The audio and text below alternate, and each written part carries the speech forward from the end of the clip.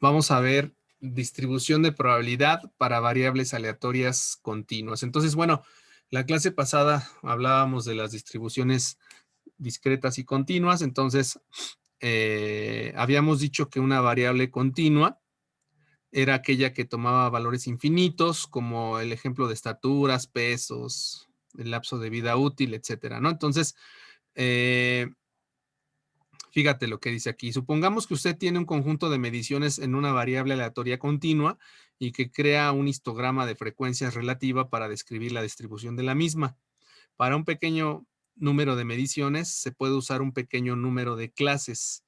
El perfil del histograma cambiará ligeramente casi todo el tiempo, haciéndose cada vez más irregular, como se muestra en la siguiente figura. Entonces, aquí tengo una distribución de probabilidad de variable aleatoria continua y tengo, te dice histograma de frecuencia relativa para tamaños muestrales cada vez más crecientes. Entonces, podemos ir observando que conforme van cambiando el número de datos en el eje de X, conforme vamos teniendo más datos, conforme se van acercando más los datos, todo esto va tendiendo hacia una campanita, eh, una campana que se ve aquí en esta parte, que es la famosa conocida campana de Gauss, ¿no? Que tengo esto aquí. Entonces, todo esto está tendiendo hacia esa parte.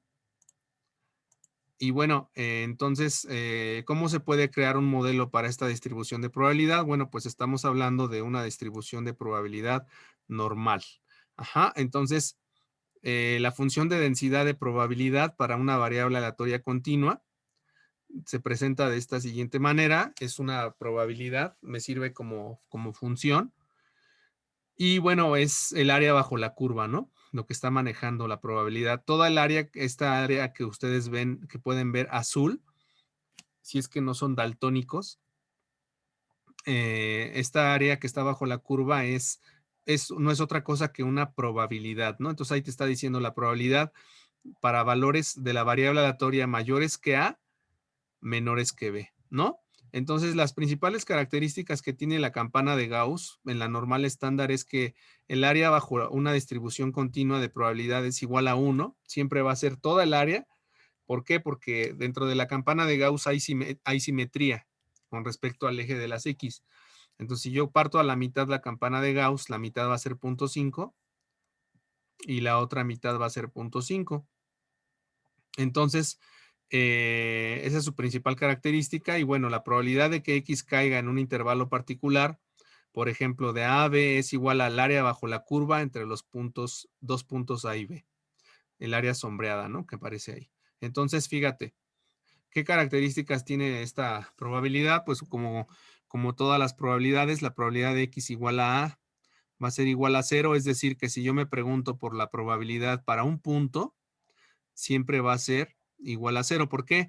Pues porque no estoy generando área. Cuando yo me paro en X igual a, no estoy generando área, sino que simplemente, ¿dónde va a ser la probabilidad distinta de 0? Pues cuando yo tome la probabilidad de A a B, es decir, cuando yo genere área, ¿verdad? Ahí la probabilidad va a ser distinta de 0, pero la probabilidad para X igual a siempre va a ser 0, hablando dentro de variables aleatorias continuas. Luego te dice aquí que esto implica que la probabilidad de las X mayores o iguales a A es igual a la probabilidad de las X mayores que A y la probabilidad de las X menores o iguales a A es igual a la probabilidad de las X menores que A.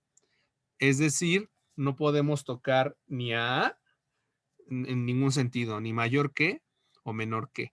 Por eso me dicen que las mayores o iguales se manifiestan como mayores y las menores o iguales se manifiestan como menores.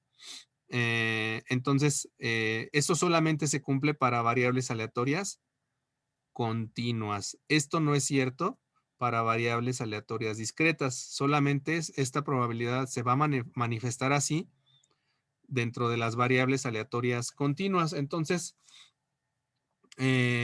bueno, ¿cómo se escoge el modelo? Es decir, la distribución de probabilidad apropiada.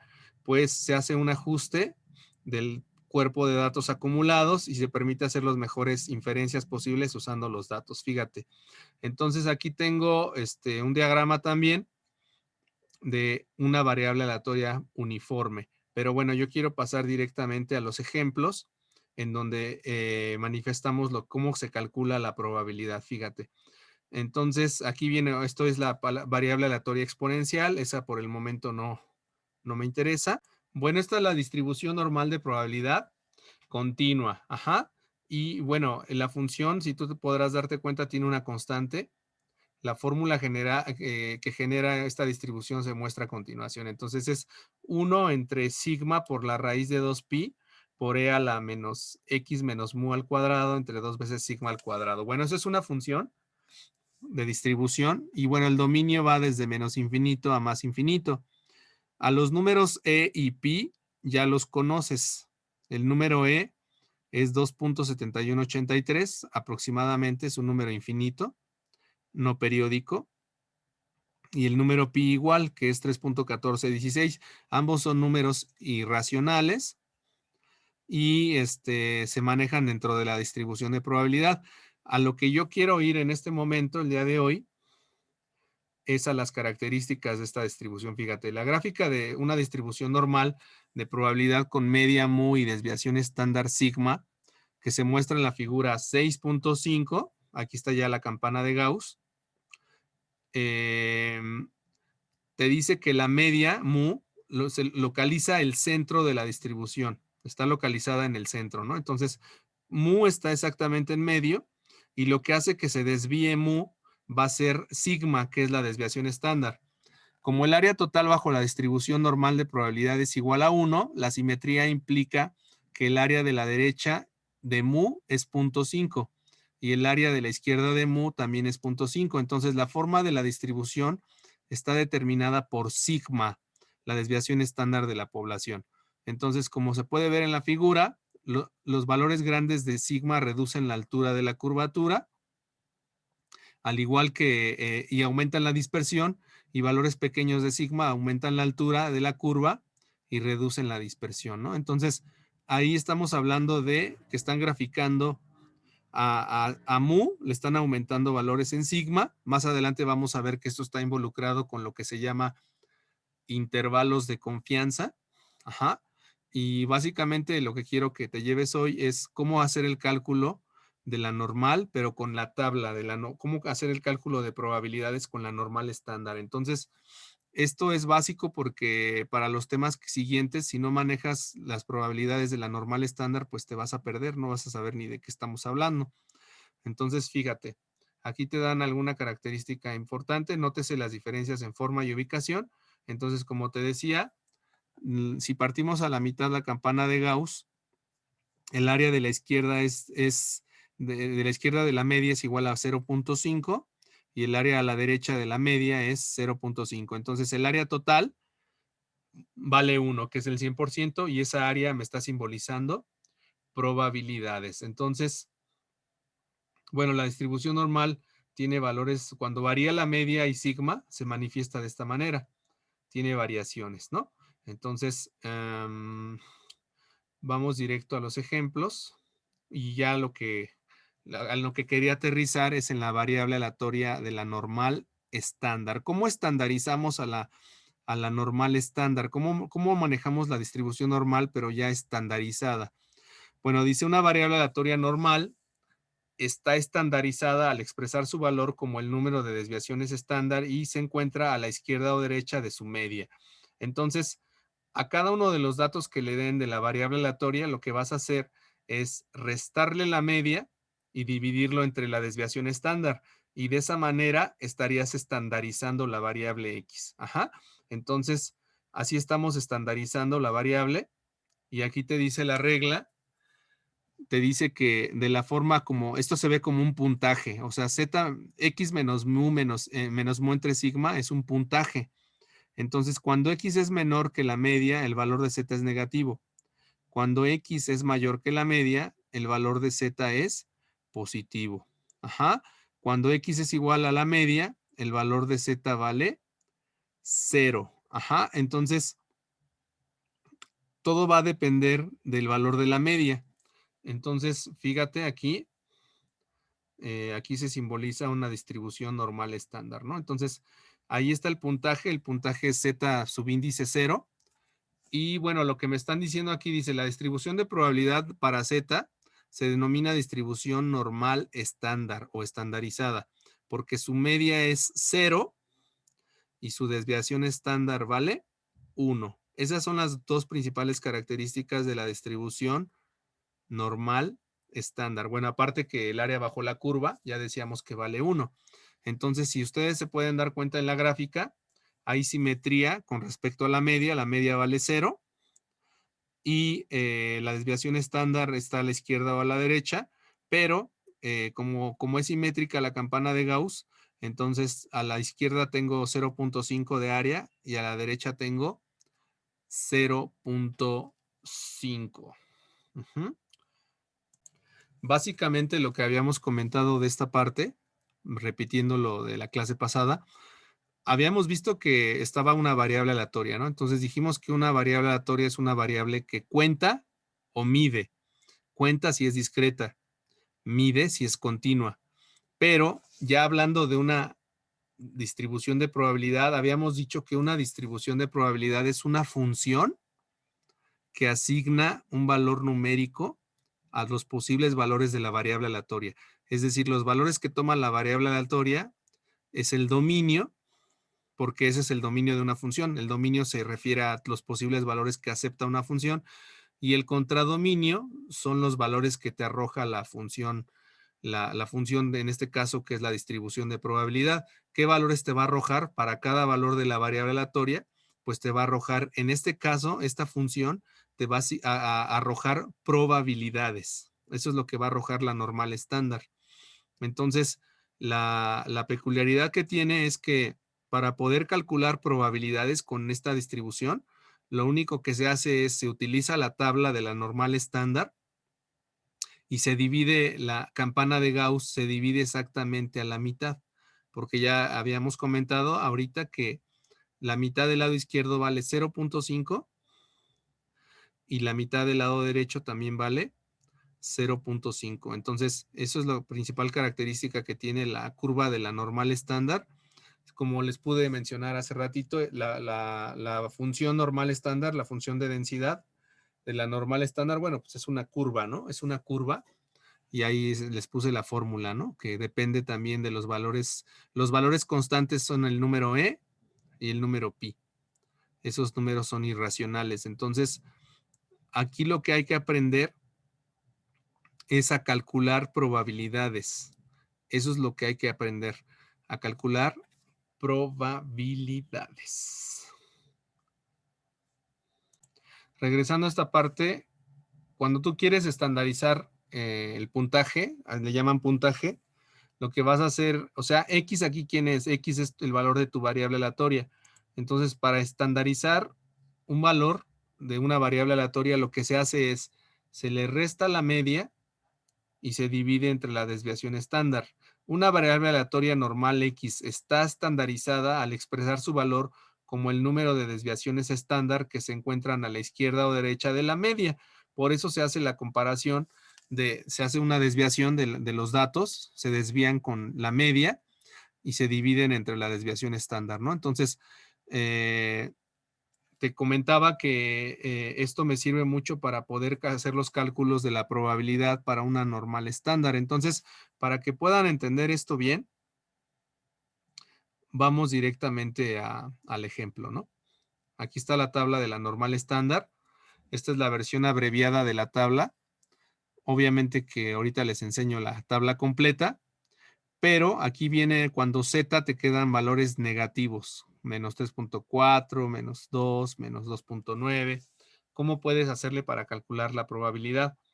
Y esta es una tabla para cuando te quedan valores positivos en Z, 0.0, 0.1 hasta 2. Entonces, todos estos numeritos que ven aquí, estos numeritos que están aquí, estos números son áreas bajo la curva, son probabilidades. Entonces, fíjense, ejemplo, encuentre la probabilidad de que Z sea menor o igual a 1.63. Entonces dice, esta probabilidad corresponde al área a la izquierda de un punto. Entonces vamos a ver la figura 6.9. está acá abajo. Entonces te vas a posicionar en 1.63 y te están diciendo los valores. Te dicen los valores de Z, la probabilidad de Z menores o iguales a 1.63. Entonces, menores o iguales a 1.63, te paras en 1.63 y como son menores o iguales, pues te vas a fijar lo que está a la izquierda de 1.63. Estarán de acuerdo que esta mitad, ¿cuánto vale esta mitad? Es 0.5, ¿no? Vale 0.5, que ya habíamos comentado, ¿no? Entonces, aquí la clave del asunto es, dice, la probabilidad, esta probabilidad corresponde al área de la derecha de un punto, de Z igual a 0, menos 0.5. Entonces, de desviación estándar a la izquierda de la media. Entonces, lo que están haciendo es bueno, aquí ya terminó el ejemplo. O sea, fíjate. O sea, es 1.63. ¿Qué es lo que vas a hacer? Pues tienes 0.5. Tú sabes que esta mitad de aquí, vale 0.5. Entonces, lo que tú vas a hacer es que te vas a ir a tu tabla y vas a buscar los valores que hay de 0 a 1.63. Tú quieres ver cuánto vale esto. Ajá. Entonces, en la tabla vas a buscar el valor de 1.63. Entonces, creo que aquí no viene el 1, se lo comen. A ver, entonces déjenme les pongo la tabla completa. No, no viene. Permítanme tantito.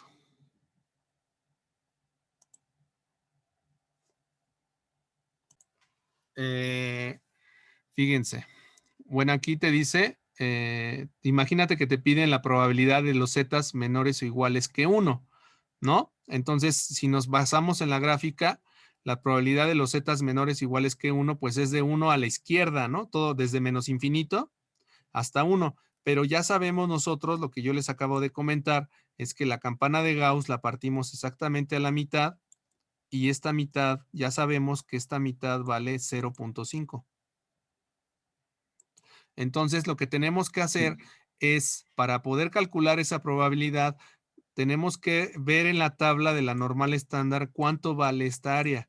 La tabla de la normal estándar me va a dar el valor de esta área. Ajá. Y entonces el valor que me dé, le voy a sumar 0.5 y ese va a ser el valor total de la probabilidad. Entonces, fíjense, aquí nos están explicando que la tabla me arroja para zetas menores o iguales que 1.0. Me voy a buscar en la parte de la columna izquierda, voy a buscar el 1, porque me está diciendo menores o iguales que 1.0. Y como es 1.00, entonces me sitúo, me voy a situar exactamente en el 0 y en el 0. Y el valor que me está dando es de 0.8413. Ajá. Entonces, ese valor que me está dando, ya le está sumando ahí el 0.5. O sea, ya me está dando el valor total. O sea, ya está, esta tabla ya está tomando el 0.5 más lo que le falta para 0.8413. Ajá, o sea, aquí lo ponen, fíjense. Bueno, no lo mencionan como tal, pero aquí está, te dice que revise la tabla de la normal estándar en la página derecha de las, etcétera. La probabilidad acumulada que corresponde a z igual a 1 es el valor ubicado en la intersección de la fila cuyo encabezado es 1.0 y la columna 0. La columna cuyo encabezado es 0.0000. Y ya, ¿no? Entonces, ahí está cómo se localiza en la tabla el valor de la probabilidad. Dice, para ilustrar el segundo tipo de cálculo de probabilidad, suponga que se quiere determinar la probabilidad de que Z esté entre menos 0.5 y 1.25. Ahora imagínate que te piden la probabilidad entre menos 0.5 y 1.25. Entonces, dice, se requieren 3 pasos para calcular esta probabilidad. ¿Cómo le vas a hacer? Primero se encuentra el área bajo la curva normal a la izquierda de z igual a 1.25. Segundo, se obtiene el área bajo la curva normal a la izquierda de menos 0.5. Y por último, se resta el área de la izquierda de z igual a menos 0.5 del área de la izquierda. A ver, está medio enredado, fíjense. Entonces, lo primero que tienes que hacer es calcular. Lo vas a hacer en 3 pasos. Bueno, ya nos va a sacar ahorita, regresando les platico cómo.